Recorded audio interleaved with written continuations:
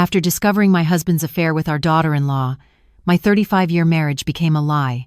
They planned to take everything, calling me a fool. So I grabbed the industrial epoxy from my workshop and gave them the unbreakable bond they so desperately wanted. My name is Aurelia Vance, and for 35 years, I built a life out of honesty. I work with my hands, shaping raw slabs of Oregon pine and black walnut into furniture that tells a story. The epoxy resin I use to craft $1,000 river tables is a miracle of chemistry. It pours like liquid glass, captures the wood's soul, and in 20 minutes, it sets into a bond stronger than steel. It's beautiful, clear, and unforgiving. It's also what I use to replace the contents of the little black bottle my husband kept hidden in his truck's center console. By the time the paramedics arrived, sirens screaming through our quiet suburban street, the two greatest betrayals of my life were permanently fused together, creating a masterpiece of their own making. If you've ever poured your soul into building a life, only to feel a crack forming in its foundation, I need you to do one thing for me. Just hit that like button. It's a small signal that you're here, that you understand, and that you're ready to see how I turned my tools of creation into weapons of destruction. It all began with silence. Not the peaceful, companionable silence of a long marriage, but a new kind of quiet. A hollow, echoing void that had settled into our custom-built home like a fine layer of dust. The house itself was my design, filled with the scent of sawdust and varnished the smell of my hard work, my success. But lately, another scent had taken over, whenever my husband Marcus returned from one of his endless business trips. It was the sterile, impersonal smell of hotel soap and rental car air freshener, a scent that erased all traces of home. He had just returned from a 3-day conference in Boise, Idaho. He stumbled through the door with a performance of exhaustion I had seen 100 times before. He loosened his tie like it was a chokehold, tossed his leather briefcase onto the mahogany console table I'd spent a month perfecting, and gave me a peck on the cheek that felt as cold and fleeting as a snowflake. "Long trip, Ari," he sighed, his voice a low rumble. "These clients are draining the life out of me." He trudged upstairs to shower away the miles, leaving behind a silence that felt heavier than his presence. As I began to tidy the space he disrupted, my eyes landed on his tablet, left carelessly on the coffee table. The screen was dark, but as I moved past, it lit up with a notification. It wasn't a text or an email, it was a calendar alert, the kind you set for something you can't afford to forget. The title read, "Anniversary Dinner, The Pearl." I froze.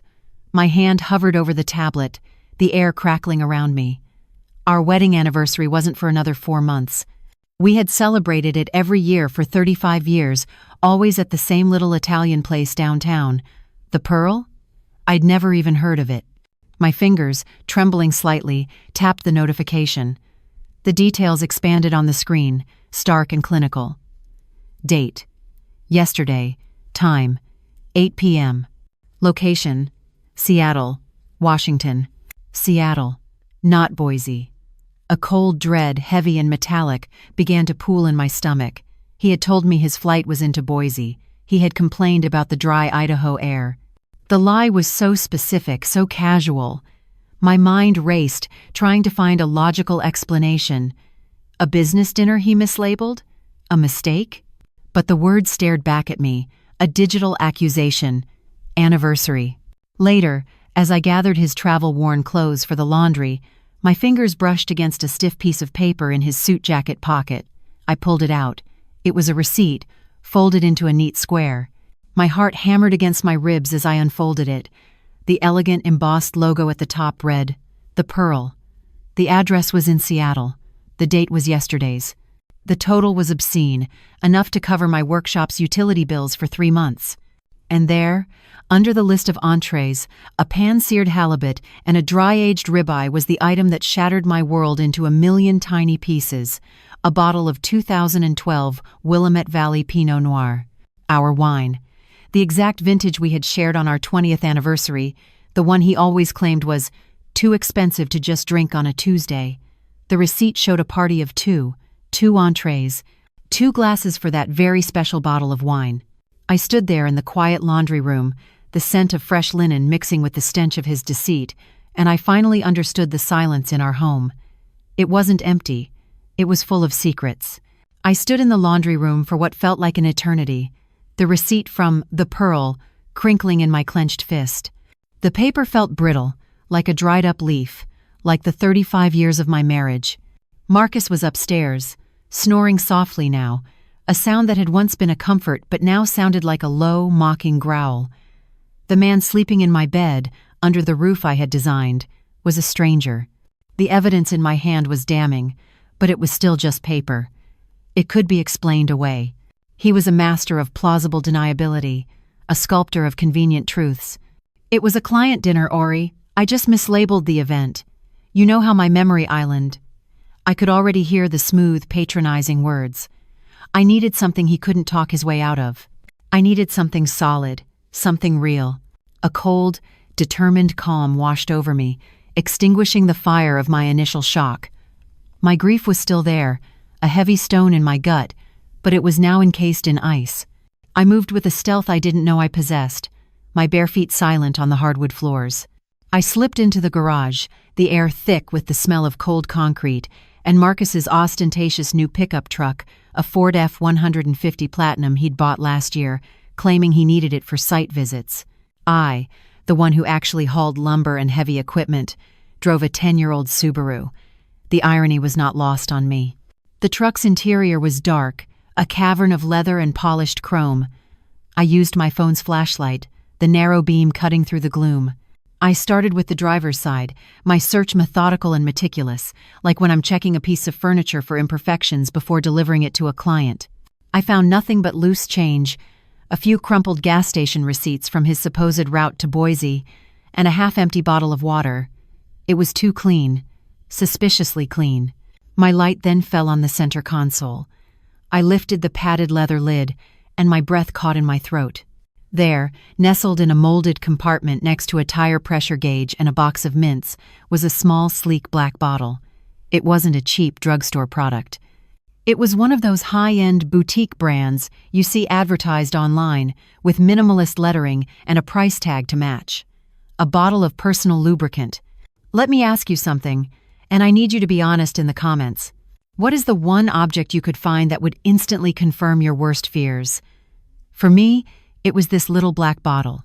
Tell me what city you're watching this from, because I need to know how far this story of a broken promise is traveling tonight. My heart, which had been pounding, suddenly felt still and heavy. Marcus and I hadn't been intimate in almost 5 years. His excuses were a familiar, worn-out script. He was tired from work, the stress was getting to him, his back was acting up. It was just a part of getting older. I had accepted it, thinking it was a quiet, natural fading of passion. But this bottle wasn't about fading passion. This was passion, alive and well, just not for me. I picked it up. My fingers, calloused from years of working with wood, felt the slick, cool plastic. I unscrewed the cap. A clear, viscous residue was dried around the nozzle. He had used it, recently. A wave of nausea washed over me, so strong I had to grip the door to steady myself. This wasn't just a betrayal. It was a profound humiliation. While I was sanding tabletops and managing payroll, he was living a secret life, one that required expensive lubricant. I felt a primal urge to smash the bottle, to hurl it against the garage wall and watch it shatter, but the ice in my veins held me back. This was not a moment for rage. This was a moment for evidence. I pulled out my phone, the same one I used to take pictures of my finished furniture, and I took a photo. The flash was blindingly bright, illuminating the bottle like a museum artifact in a display case. Exhibit A, the end of my marriage. My search continued, now with a grim sense of purpose. Under the passenger seat, my fingers brushed against a small wad of paper. I pulled it out. It was a handful of cocktail napkins, balled up tightly. As I unraveled them, a cloyingly sweet scent filled the cab of the truck. It was a floral perfume, something aggressively youthful and cheap, like a gardenia fighting a losing battle with vanilla. It wasn't my scent. I preferred the subtle, earthy notes of sandalwood. It wasn't the scent of a woman Marcus's age, it was the scent of a secret. I took a picture of the napkins too. Then, with the precision of a surgeon, I put everything back exactly where I had found it. The bottle in its little compartment, the console lid closed, the napkins tucked back under the seat. I wiped the door handle clean with the hem of my nightgown. I would not let him know I was on to him. Not yet. The game had changed. He thought he was the player, but he had just shown his hand. And I, Aurelia Vance, the woman who could see the hidden grain in any piece of wood, was about to see the hidden truth in him. The next morning, the sun streamed through the kitchen window, illuminating the dust motes dancing in the air. It felt obscene, this cheerfulness, a stark contrast to the cold, dark knot of certainty in my stomach. I went through the motions of our morning routine with the precision of an automaton. I ground the coffee beans, the whirring of the machine painfully loud in the quiet house. I cracked 2 eggs into a hot skillet, their sizzle sounding like a whispered accusation. I placed the plate of scrambled eggs and toast in front of Marcus, who sat at the table, scrolling through news on his phone, oblivious. He looked up, gave me a thin smile and said, "Thanks, Ari, you're the best." The words, once a casual term of endearment, now felt like a deliberate deception, another layer of varnish on a rotten piece of wood. I just nodded, my own smile feeling like a mask I had carved from stone. All I wanted to do was scream, to throw the plate against the wall, to hold up the picture of that little black bottle and demand an answer. But I didn't. My rage had cooled overnight into something far more dangerous: resolve. Confrontation would only lead to more lies, a storm of gaslighting, and feigned indignation that would leave me exhausted and him victorious. I needed more than just a suspicion confirmed in a dark garage. I needed the full picture, laid out in high definition, undeniable color. Later that day, I found my sanctuary in the familiar chaos of my workshop. The scent of cedar and walnut, the hum of the air filtration system, the sight of my tools hanging in their designated places, this was my reality. This was the world I had built, a world of integrity, where every joint was true and every surface was honest. As I ran my hand over a half-finished dining table, its surface smooth and cool beneath my palm, I made my decision. I was a business owner. When I faced a problem I couldn't solve, I hired an expert. My marriage was now a problem I couldn't solve. I retreated to my small office in the back of the workshop, a space that smelled of old paper and wood stain. I didn't have a friend to call for this sort of thing. My life was my work, and the friendships I had were with clients and suppliers, not the kind you confide in about betrayal. So, I did what I always do. I researched. I bypassed the flashy, sensationalist ads for PIs, promising to catch them in the act. I looked for professionalism, for discretion. I found a firm called Cascade Risk Management. Their website was sterile and corporate, speaking of asset protection and discreet domestic inquiries. They were expensive, and their reviews were sparse but glowing, emphasizing their subtlety and thoroughness. They were perfect. I called, and a calm, professional voice scheduled a consultation for that afternoon. The office was in a nondescript building downtown, the kind with 100 different businesses listed on the lobby directory. The man who greeted me, Mr. Hayes, was as unremarkable as the building. He was in his 50s with graying hair, a plain blue button-down shirt, and eyes that seemed to see everything without revealing a single thought. There was no judgment in his gaze, only a quiet, patient assessment. We sat in a small, soundproof room with 2 chairs and a table. "Mrs. Vance," he began, his voice even, "tell me what I can help you with." My own voice, when I spoke, was surprisingly steady. I explained the situation with the same factual clarity I would use to describe a complex furniture commission. I told him about the calendar alert for Seattle, the lie about Boise, the restaurant receipt, the party of 2. Then, I slid my phone across the table. The screen opened to the 2 photos I had taken in the garage. He picked up the phone, his movements economical. He zoomed in on the image of the lubricant bottle, then on the perfume-stained napkins.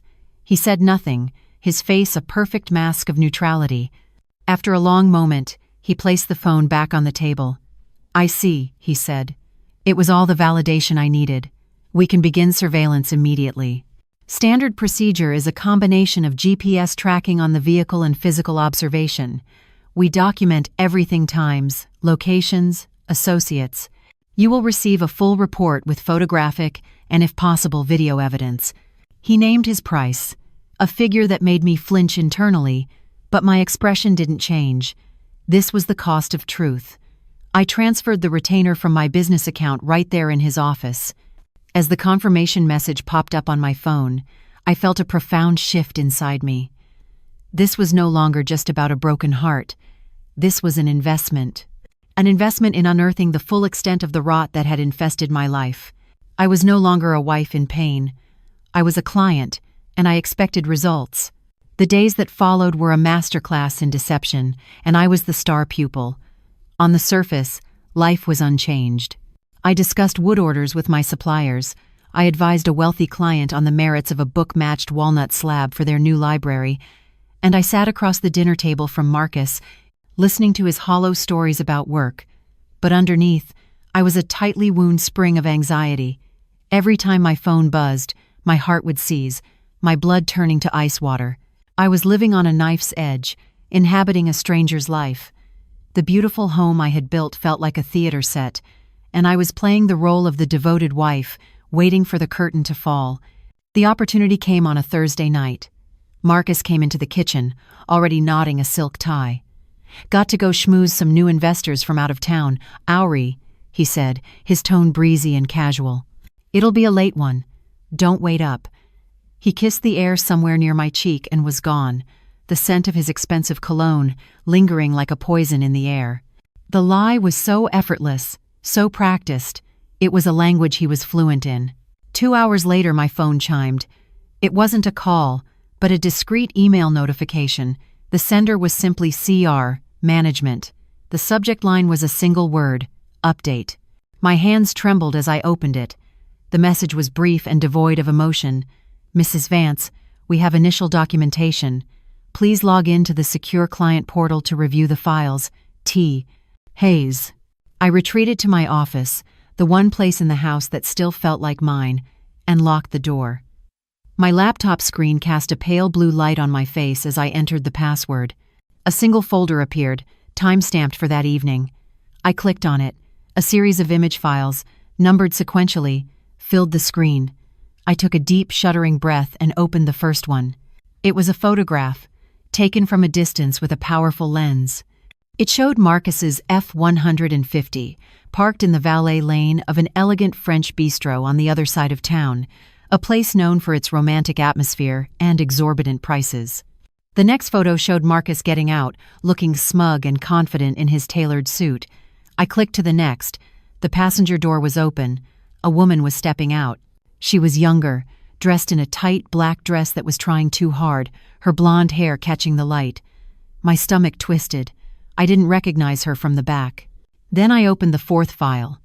It was a close-up. They were walking towards the restaurant entrance, hand in hand. The camera had caught them in perfect profile.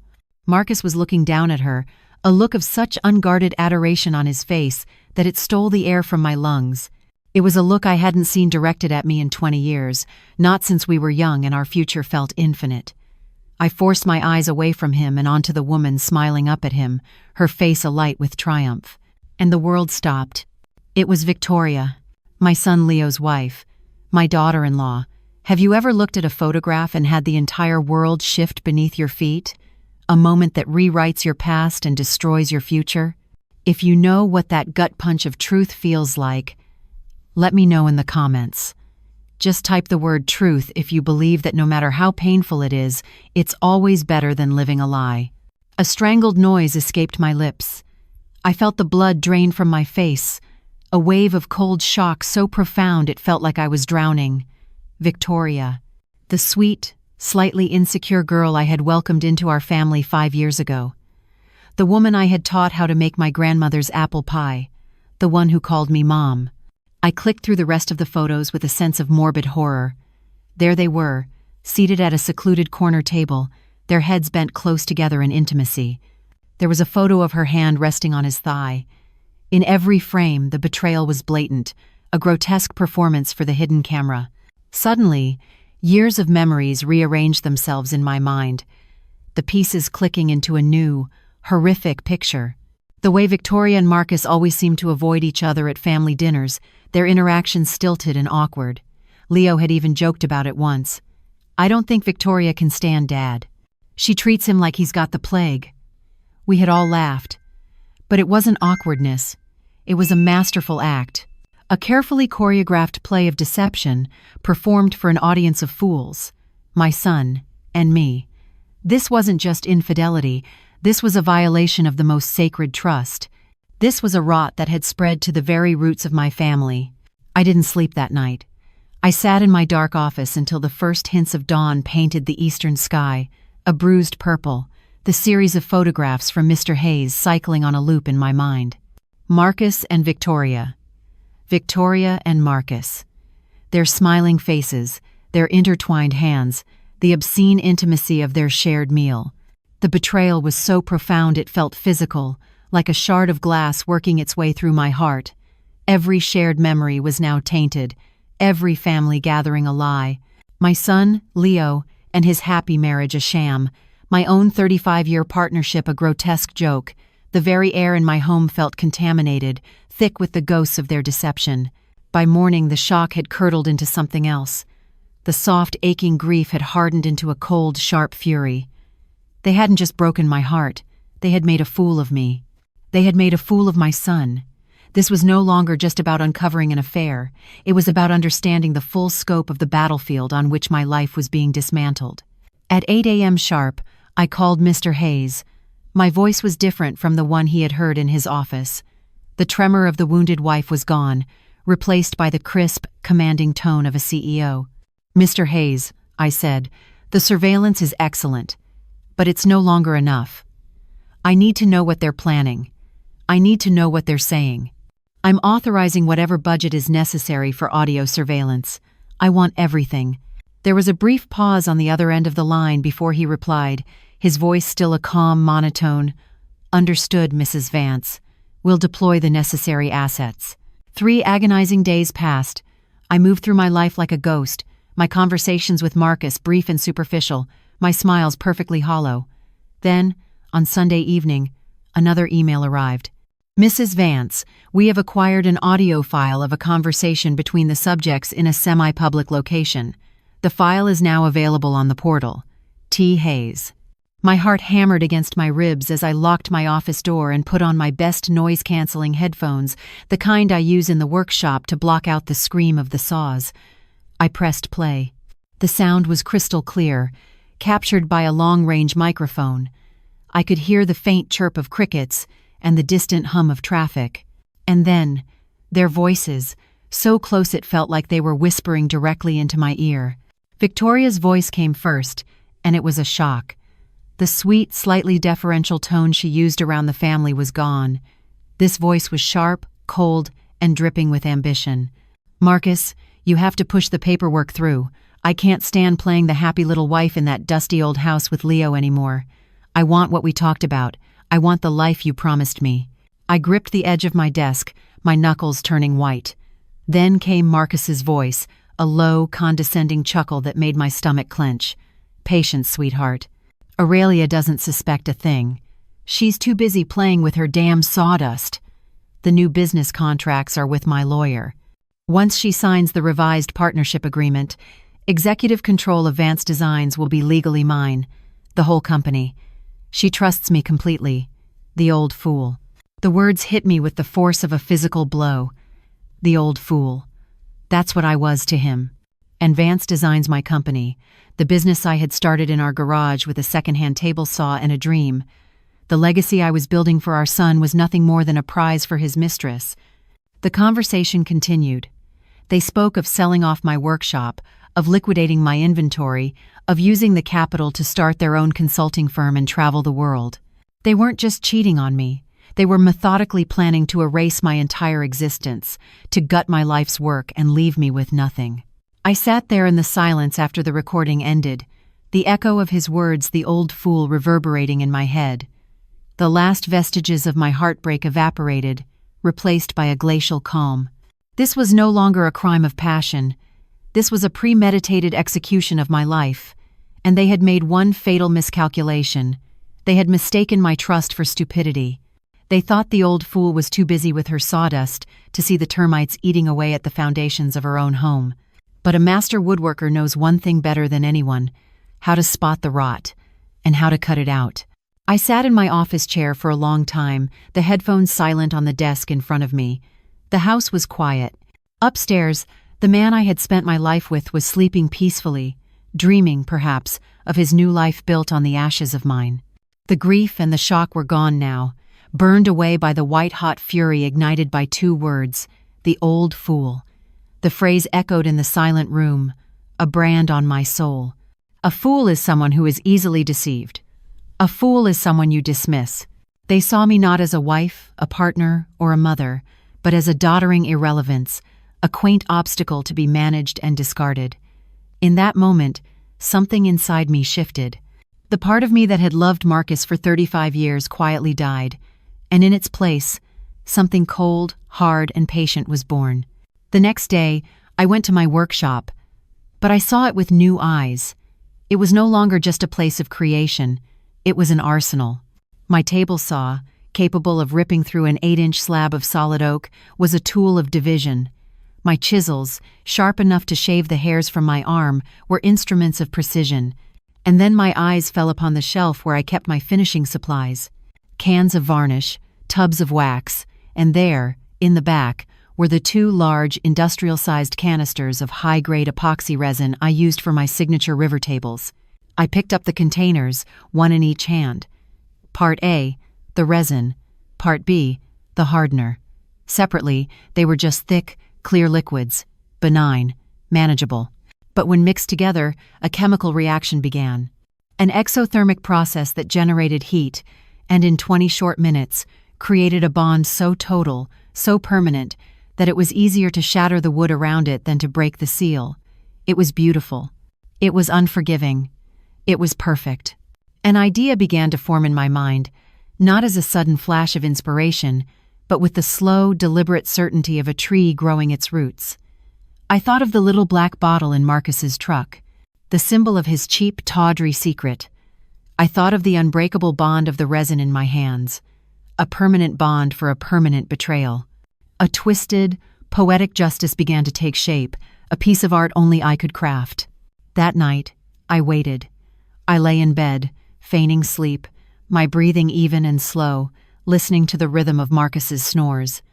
At 2 a.m., when the house was at its stillest, I slipped out of bed. I pulled on a pair of thin leather work gloves and went to the garage. With practiced silence, I retrieved the lubricant bottle from his truck's center console. Back in the workshop, under the harsh glare of the overhead fluorescent lights, the ritual began. I carefully emptied the bottle's contents into a sealed container for disposal. I then cleaned the bottle and its nozzle with a solvent until it was pristine. On my workbench, I laid out a fresh mixing cup and a wooden stirrer. I poured precise, equal amounts of Part A and Part B, my movements steady and sure. I stirred the 2 liquids together, watching as they swirled into a single, flawless, crystal-clear solution. I knew from experience I had about a 15-minute window before it would begin to set. I had to get the viscosity right, adding a tiny, measured drop of a thinning agent I used for fine inlay work. It had to pour from the bottle just right. It had to feel authentic. Using a small, precise funnel, I carefully filled the little black bottle with my activated epoxy. It looked identical to the original product. Innocent, inviting.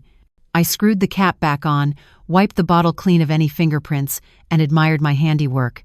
It was a Trojan horse, a perfect vessel of humiliation. This wasn't just revenge. This was craftsmanship. I returned the bottle to its little nook in the center console of his truck. I closed the lid. I walked back into the house, stripped off the gloves, and slid back into bed next to the man who had so colossally underestimated me. He stirred in his sleep, mumbling something incoherent. I lay there in the darkness, my eyes wide open, and for the first time in a week, I felt a sense of peace. The trap was set. The old fool was waiting. The epoxy-filled bottle sat in Marcus's truck like a loaded gun, waiting for the trigger to be pulled. But I knew they wouldn't use it there again, not after our recent, stilted conversations. He was growing more cautious, more distant. For the trap to work, they needed to feel completely safe. They needed to feel brazen. They needed to be in my house, in my bed. The ultimate act of desecration required the ultimate opportunity. So, I decided to build one for them. Like any good craftswoman, I started with a solid plan, building my life from the ground up with sturdy, believable materials. For weeks, I had been in discussions with a real architectural firm about a potential commission for a new boutique hotel in San Francisco. The project was still in its early stages, a distant possibility. I decided to make it a reality. I spent an afternoon fabricating a series of emails, creating a fictional back and forth with the lead designer. I printed a fake flight confirmation and a hotel reservation. I created a perfect, airtight narrative. That evening at dinner, I brought it up, letting my voice fill with a carefully measured blend of excitement and stress. "Marcus, you are not going to believe this," I started, setting down my fork. "I got the Atherton Hotel project. The whole commission. The lobby, the suites, everything." He looked up from his steak, his eyes widening in surprise. "Auri, that's incredible. I knew you could do it." His voice was a perfect symphony of spousal support. "It is," I said, allowing a weary but proud smile, "but it's moving fast. They need me on site in San Francisco tomorrow morning to walk through the space with the architects. I'll have to fly out early and stay the night. It's a whirlwind, but I can't miss this." I watched his face, my senses heightened, analyzing every micro-expression like the grain of a difficult piece of wood. For a moment, there was the mask of the proud husband, but then I saw it. It was a flicker, so fast that a week ago I would have missed it.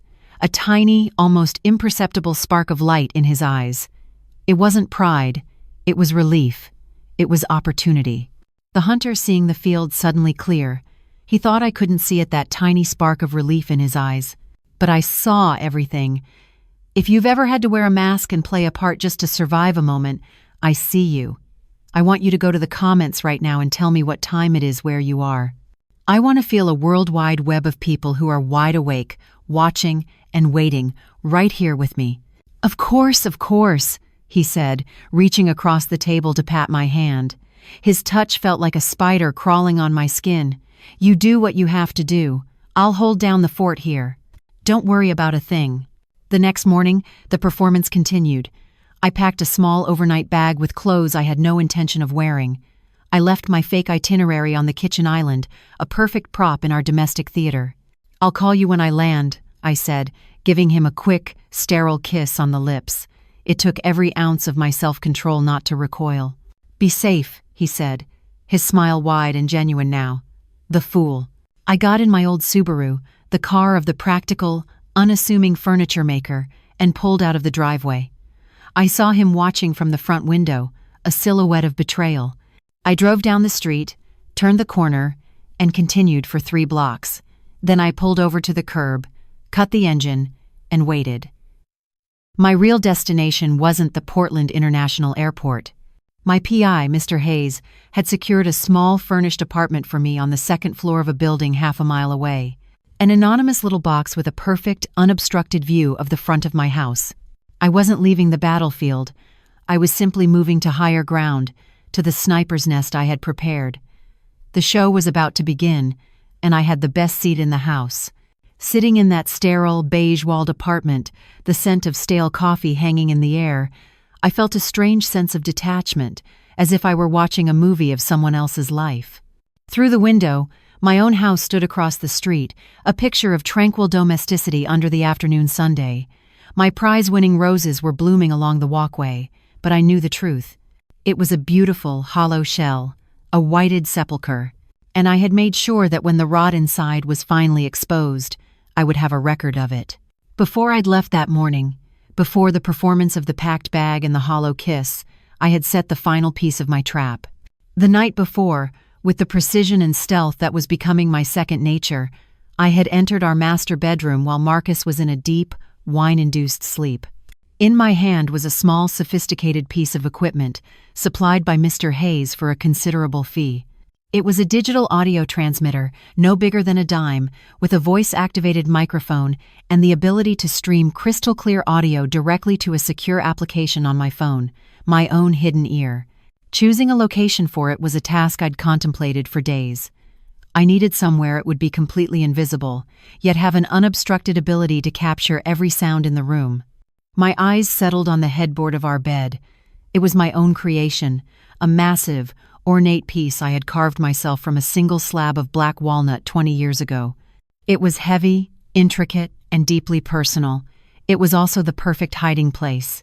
With the delicate touch of a surgeon, I used a fine drill bit to create a tiny, pinprick-sized hole in a deep recess of the carved pattern, a spot no one would ever see or touch. I fed the tiny microphone through, securing the transmitter to the back of the headboard with a piece of industrial adhesive. I was desecrating my own work, turning a symbol of our marriage into an instrument of its demolition. The irony was as sharp and bitter as the smell of ozone. Back in my office that night, I had tested it.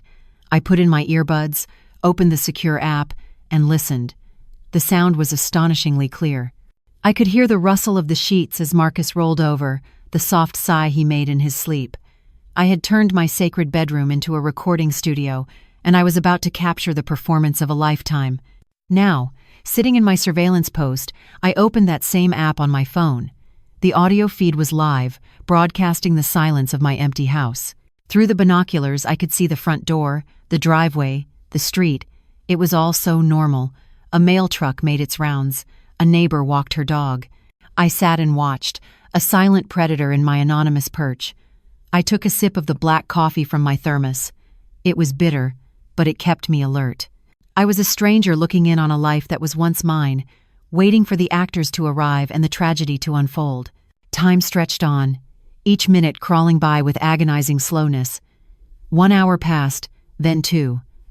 I felt a flicker of doubt. Had I miscalculated? Had he suspected something? But I pushed the thought away. I knew Marcus. His arrogance was a flaw I could count on, as reliable as the grain in a piece of oak. He believed I was on a plane to San Francisco. He believed he was safe. He would not be able to resist the temptation of an empty house. My house. My bed. I just had to be patient. I settled into the uncomfortable chair, my eyes fixed on the front door, and I waited. Just as the afternoon light began to soften into the golden glow of evening, my patience was rewarded. A black sedan, anonymous and clean, the telltale sign of a rideshare, pulled up to the curb a few houses down from mine. The passenger door opened, and a figure emerged. Even from a distance, I recognized her, Victoria.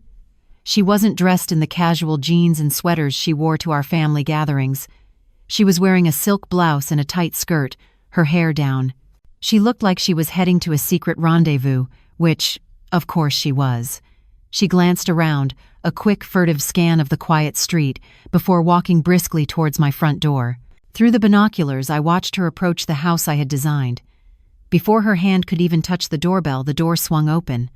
Marcus stood there, a wide, predatory grin on his face.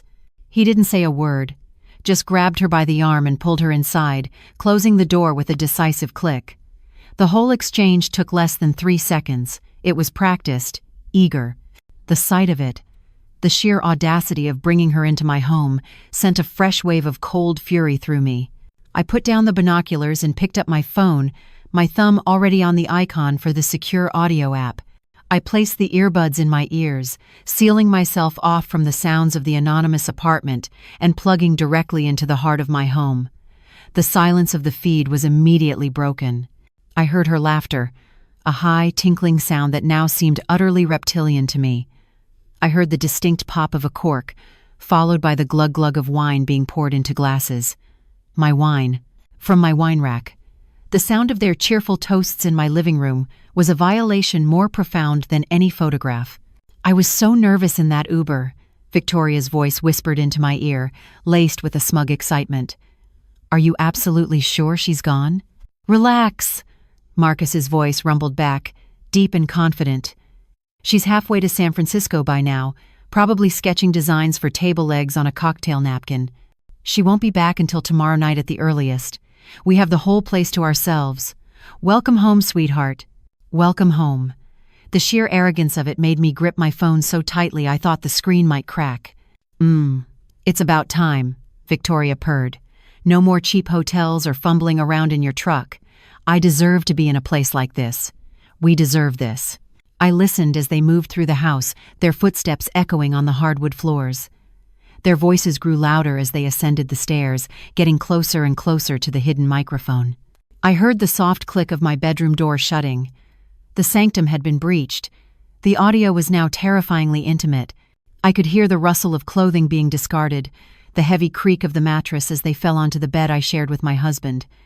The headboard I had built with my own 2 hands was now a silent witness to my life's greatest betrayal. There was a moment of quiet, and then Marcus's voice, low and conspiratorial. "Hang on, I've got something special for this. A little upgrade. I left it in the truck."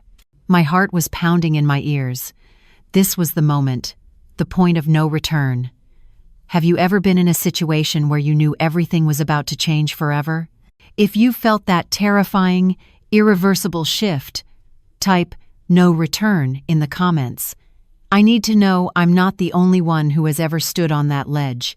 I heard him leave the room, his footsteps hurrying down the stairs and out the front door. Through my binoculars, I saw him jog to his truck, open the driver's side door, and rummage in the center console. He emerged a moment later, holding the small, sleek black bottle, my creation. He hurried back inside, a man unknowingly carrying the instrument of his own destruction. Back on the audio feed, I heard him re-enter the bedroom. "Ooh, fancy," Victoria's voice cooed. "What's this?" "Just a little something to make things perfect," he said, his voice thick with anticipation. I closed my eyes and took a slow, deep breath. The fish had not only taken the bait, they were about to swallow the hook, line, and sinker. The trap was about to spring. Through the earbuds, the world shrank to the 4 walls of my bedroom. The sounds were a grotesque parody of intimacy, the rhythmic creaking of the walnut headboard I had built, soft murmurs, and Victoria's sharp, breathy laughs. Each sound was a nail being hammered into the coffin of my marriage. I sat in my anonymous apartment, a silent observer at a funeral only I knew was taking place. I listened, my face impassive, as they defiled 35 years of shared history. I did not allow myself to feel the pain. Pain was a luxury I could no longer afford. My focus was on the process, on the chemical reaction that I knew, with the certainty of a master craftsman, was beginning. The sounds of their passion continued for a few minutes, a frantic, ugly symphony. Then, abruptly, the rhythm changed. It stopped. There was a moment of silence, followed by a grunt from Marcus that was different from the others. It was a sound of effort, not pleasure. "Hang on," he said, his voice strained. "That's weird." "What do you mean weird?" Victoria's voice was still syrupy, playful, but a thin thread of unease had entered her tone. "Don't stop now." "I'm not," Marcus grunted again, and I could hear the bed frame straining. "I'm trying to. We're stuck." "Stuck? What are you talking about?" The playfulness in her voice vanished, replaced by a sharp, nervous edge. "Marcus? Seriously, I can't move. Why can't I move?" Then, the real struggle began.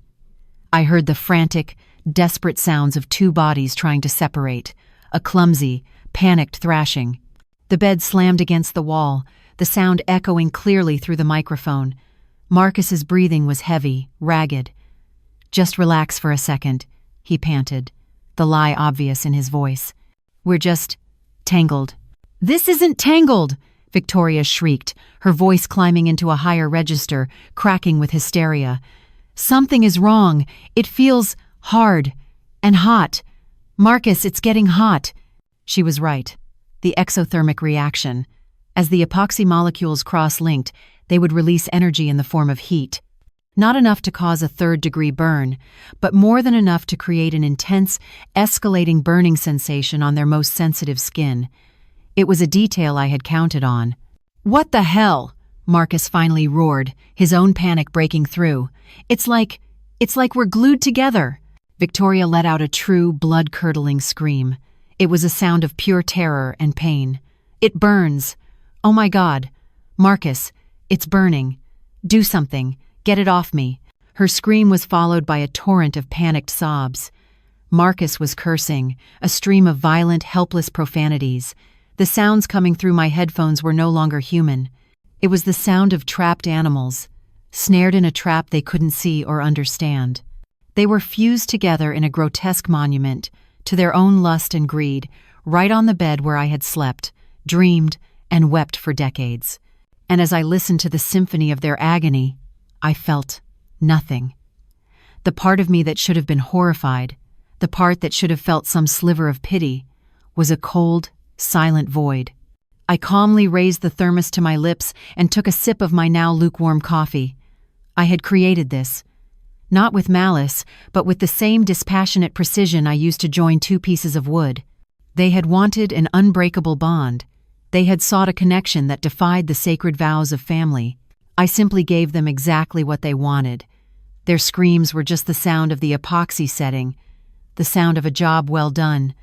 I listened to their screams for 3 full minutes. I timed it on my phone's stopwatch. It was a symphony of escalating panic, a raw, primal sound that bounced off the walls of my desecrated bedroom. It was the sound of my husband and my daughter-in-law, fused together by my own handiwork. But a private humiliation was not enough. Their betrayal had been a secret, festering in the dark. Their punishment, I decided, needed to be public. It needed an audience. The epoxy had been the first part of the plan. The second part was waiting patiently in my kitchen. Before I had left that morning on my trip, while Marcus was in the shower, I had made one final preparation. I placed a heavy 10-inch cast-iron skillet on the back burner of the gas stove. Into it, I poured nearly a quart of cooking oil. It was a simple, crude device, but effective. The stove itself was connected to a smart plug, a cheap piece of technology I'd bought years ago. I could control it from an app on my phone. To ensure the result was visible, I had opened the small window over the kitchen sink just a crack, enough for a signal to escape. Now, sitting in my command post across the street, as the desperate, pain-filled shrieks of Marcus and Victoria continued to pour through my earbuds, I decided it was time. I closed the audio app, granting myself a moment of blessed silence. I opened another one, the simple, clean interface of my home automation system appearing on the screen. I scrolled to the device labeled Kitchen Stove. My thumb hovered over the virtual power button. It was a small green circle on a screen, an insignificant digital icon that held the power to bring our carefully constructed world crashing down in the most public way imaginable. With a single tap on a screen, I set the stage. Some people fight their battles with shouting and tears. I fight mine with fire and chemistry. If you believe that sometimes the quietest people have the most methodical plans for justice, I want you to do something for me. Subscribe to this channel. You're not just a viewer anymore. You're a witness now, and you're going to want to see how this ends. I pressed the button. Across the street, in my perfect, silent kitchen, a tiny electric spark clicked. A blue flame sprang to life beneath the skillet. I couldn't see it, but I could imagine it with perfect clarity. The oil would warm slowly at first, then more rapidly, its surface beginning to shimmer. Soon it would reach its smoke point. I picked up my binoculars. I didn't have to wait long. A thin, greasy wisp of white smoke curled out of the cracked kitchen window. Then another, and another. The smoke thickened, turning from white to a dirty, ominous gray, then to a thick, billowing black. Inside the house, another sound would now be adding to the chaos. The high-pitched, piercing shriek of the smoke alarms. The sound would be inescapable, amplifying their panic, a siren call announcing their sin. My gaze shifted from my house to the houses of my neighbors. Mrs. Gable, tending to her petunias next door, was the first to see it. Her head snapped up. She pointed. Her husband came running out onto their porch. He pulled out his phone. I saw his mouth moving, his expression a mask of alarm. The 911 call. It was done. I had not started a fire. A pan of smoking oil, while dramatic, was easily contained. But no one on the outside could know that. To the world, the Vance residence was on fire. An emergency was in progress. Help was on its way, but the help that was coming would not be a rescue for Marcus and Victoria. It would be the arrival of their audience, the final, crucial cast of characters in the play I had written just for them. I leaned back in my chair, the trap sprung, the signal sent. All that was left to do was watch. It took less than 5 minutes. The distant wail of a siren grew rapidly into a street-shaking roar. Red and white lights flashed, painting the houses of our quiet suburban neighborhood in frantic, pulsating strokes of color. A massive fire engine, a gleaming red beast of steel and chrome, thundered down the block and skidded to a halt directly in front of my house. Neighbors poured out of their homes, drawn by the spectacle, their faces a mixture of concern and morbid curiosity. The show was beginning. The firefighters, clad in their heavy turnout gear, moved with the swift, practiced urgency of men who run towards danger for a living. They leaped from the truck, pulling hoses and grabbing equipment. Leading them, shouting orders with a voice of calm authority, was the fire captain. He pulled on his helmet, the setting sun glinting off its brim, and turned to face the house, my house. Through the binoculars, my heart, which I thought had turned to stone, gave a painful, violent lurch. I would have known him anywhere, even in the bulky, impersonal uniform. The set of his jaw, the determined look in his eyes. It was my son, Leo. A cold wave of nausea, sharper and more bitter than anything I had felt before, washed over me. I had known, of course, that this was a possibility. Leo's station was the primary responder for our district. I had told myself it was a risk I had to take, a potential casualty in a necessary war. I had even rationalized that it was better this way, that he needed to see the truth with his own eyes. But seeing him there, so strong and so noble, a good man about to walk into the wreckage of his own life, was a torment I hadn't fully anticipated. I was a mother, watching her child march toward a cliff, and I was the one who had led him there. We have reports of possible occupants. I saw Leo shout to his team, his voice carrying even over the rumble of the engine. "Miller, you and Sanchez take the back. I'm taking the front door. Let's move." He was a hero, my son. Running into a burning building to save the two people who had systematically destroyed his life and his heart. He grabbed a Halligan bar, a heavy piece of steel designed for forced entry, and charged towards the front door I had helped him paint last summer. There was no hesitation.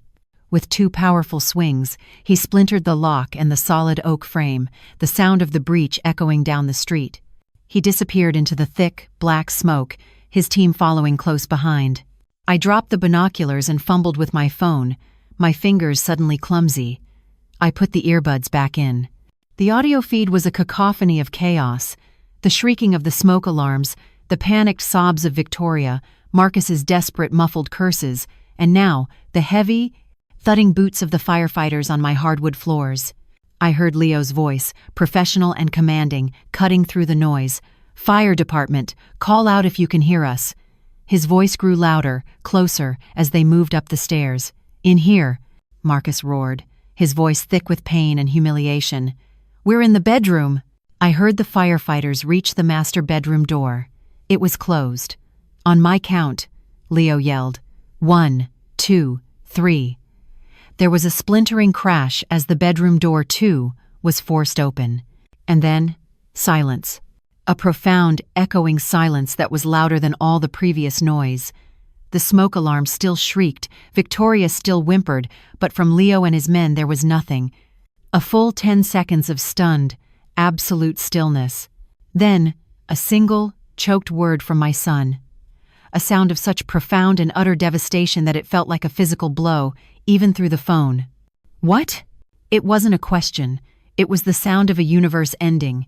One of the younger firefighters behind him murmured, his voice full of disbelief. "Oh my God, Captain. Is that your—" "Silence!" Leo's voice wasn't a shout. It was a raw, guttural cry of pure agony, the last desperate act of a commander, trying to maintain control as his entire world disintegrated at his feet.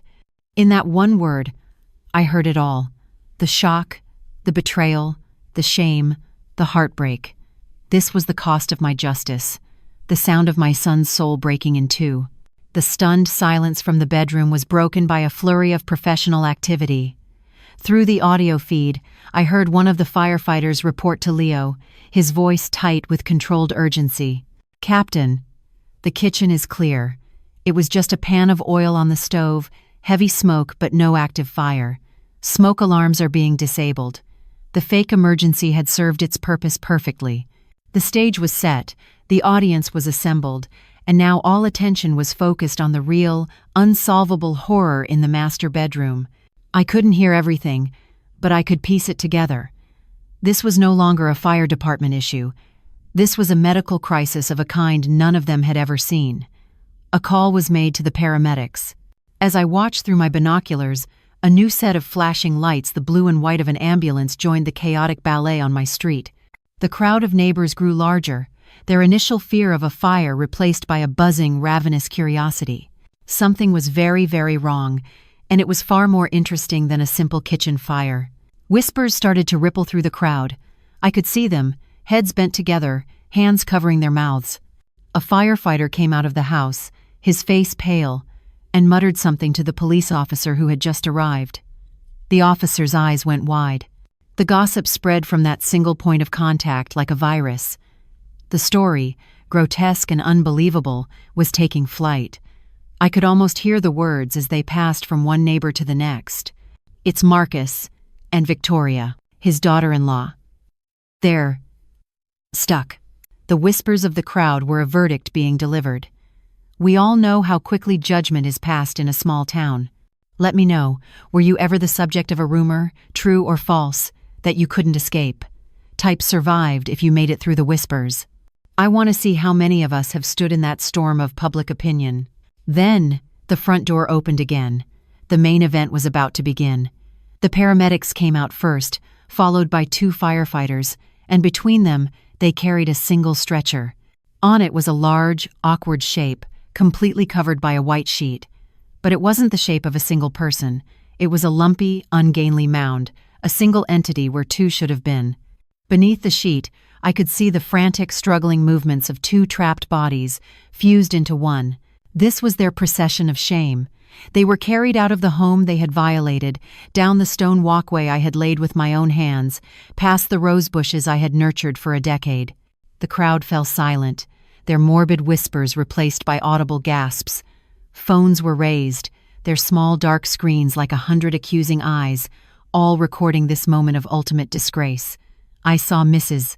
Gable, my neighbor of 20 years, her face a mask of pity and disgust. I saw Mr.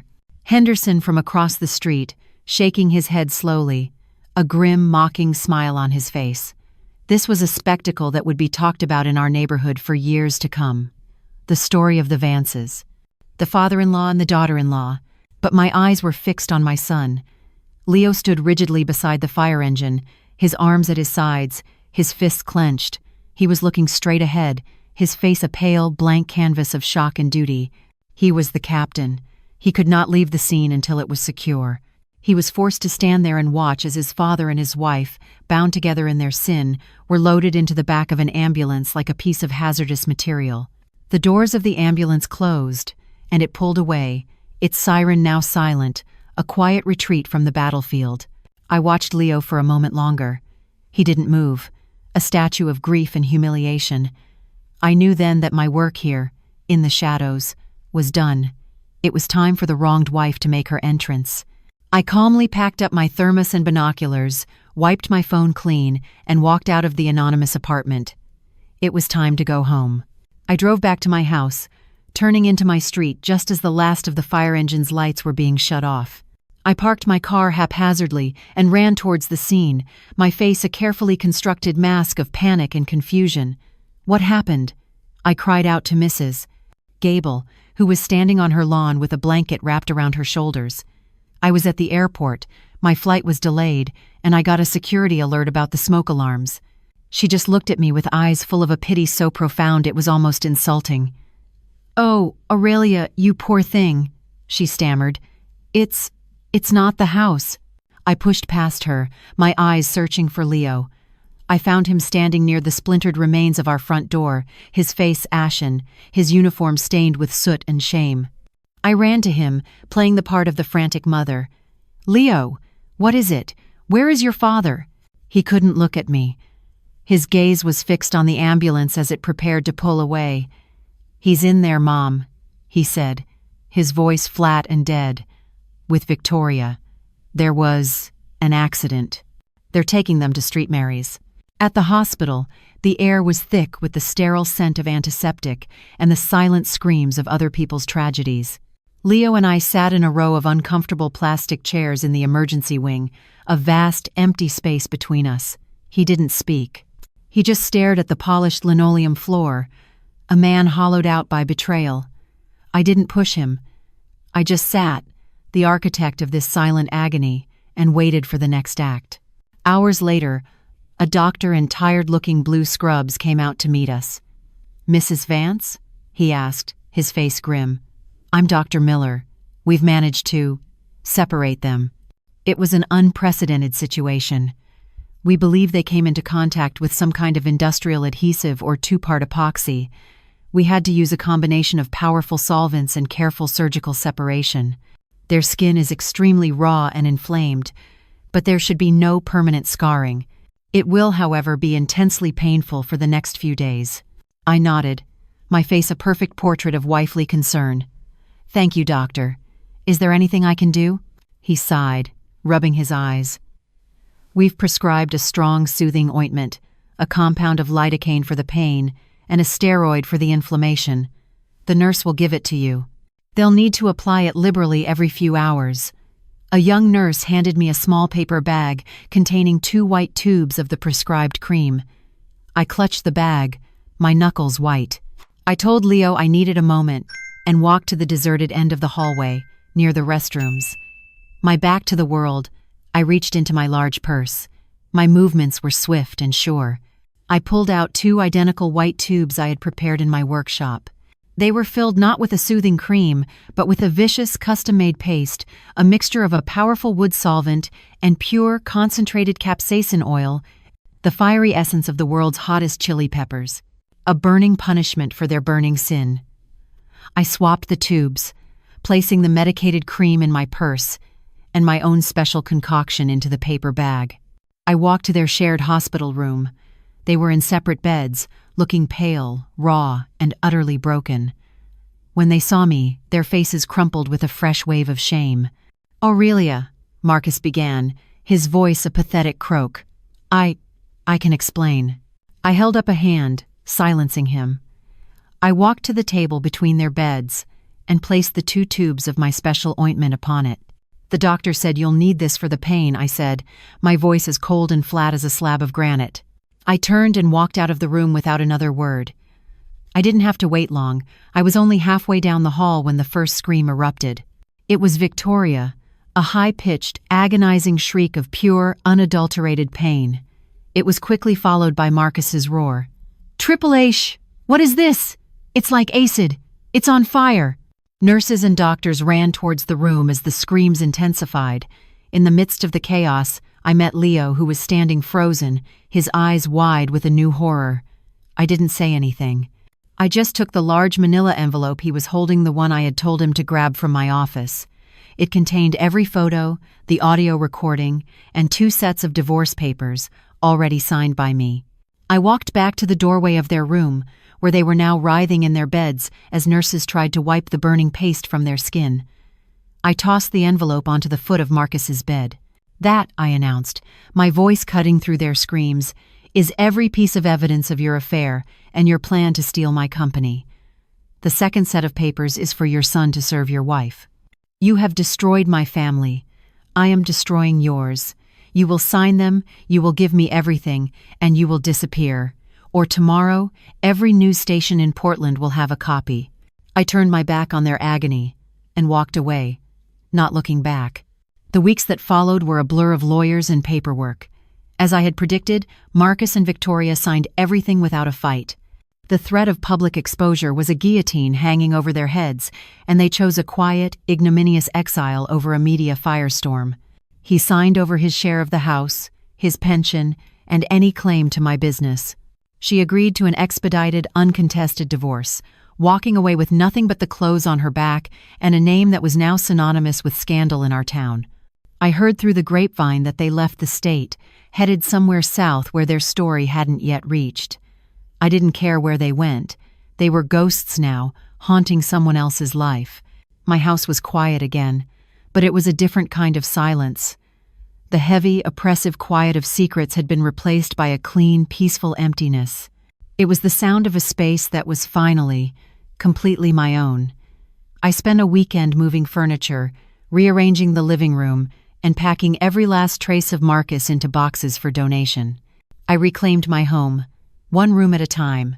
The master bedroom was the last to be cleansed. I stripped the bed, donated the mattress, and spent 2 days sanding and refinishing the walnut headboard, erasing the memory of what it had witnessed, giving the wood a new life. My life. My business, which I had feared would suffer, began to thrive in a way I had never imagined. The story, in its most dramatic and lurid details, had become something of a local legend. But in the narrative that took hold, I was not the victim. I was the survivor, the woman who refused to be broken. People I barely knew would stop me in the grocery store to tell me how strong I was. My clients rallied around me, their loyalty fierce. New orders poured in, not out of pity, but out of a newfound respect. Mrs. Gable came by one afternoon with a pot of her prize-winning azaleas. "Aurelia," she said, her eyes warm and sincere, "we are all so incredibly proud of you. You stood up for yourself, for your son, for your work. You're the strongest woman I know." It turned out that my greatest humiliation had somehow become the source of my greatest strength. But the true work of rebuilding was happening within the quiet walls of my reclaimed home. Leo moved in with me the day after Victoria left. He arrived with a single suitcase and a heart in 1,000 pieces. He didn't talk about what had happened. He didn't have to. The pain was a silent, living thing that sat with us at the dinner table. We didn't try to fill the silence with meaningless chatter. We just existed together, two survivors sharing a lifeboat. Slowly, tentatively, we started to heal. On his days off from the fire station, he would come into my workshop. He wouldn't say much. He would just pick up a piece of sandpaper and begin to work on a chair leg or a tabletop, his movements rhythmic and focused. The honest physical labor seemed to ground him, to quiet the storm in his head. We would work for hours. The only sounds the scrape of sandpaper on wood and the soft hum of the dust collector.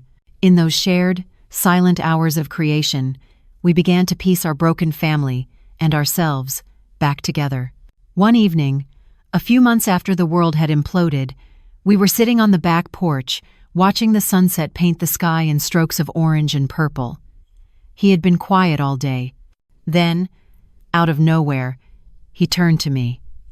A small, faint smile touched his lips for the first time since that terrible night. "You know," he said, his voice quiet but clear. "Captain Morrison at the station told me the paramedics' report on them was the weirdest thing he'd ever seen. Said it was like they were stuck together with something from a furniture workshop." He looked at me, a flicker of understanding, of shared conspiracy, and of a deep, unbreakable love in his eyes. I just smiled back. The rot was gone. The foundation was damaged, but it was sound. And we, the survivors, were ready to rebuild. It's been a year now. The quiet in my house is no longer empty. It's filled with the low hum of a classical radio station and the scent of lemon oil I use to polish my furniture. Leo still lives with me. He's smiling more. We have dinner together most nights, our conversations easy and light, circling around his day at the station or a new design I'm working on. We don't talk about the past. We don't have to. We are building something new, plank by plank, day by day. I learned something from all this, something that my hands knew long before my heart did. In woodworking, you must be honest with your materials. You cannot force a piece of wood to be something it's not.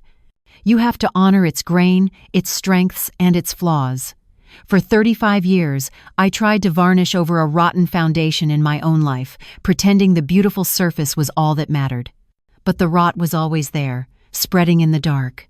My revenge was not just an act of anger. It was an act of brutal, painful honesty. It was the only way to cut out the decay so that something true and strong could have a chance to grow in its place. Our new life isn't as grand as the old one looked, but it's solid, it's real, and it's ours.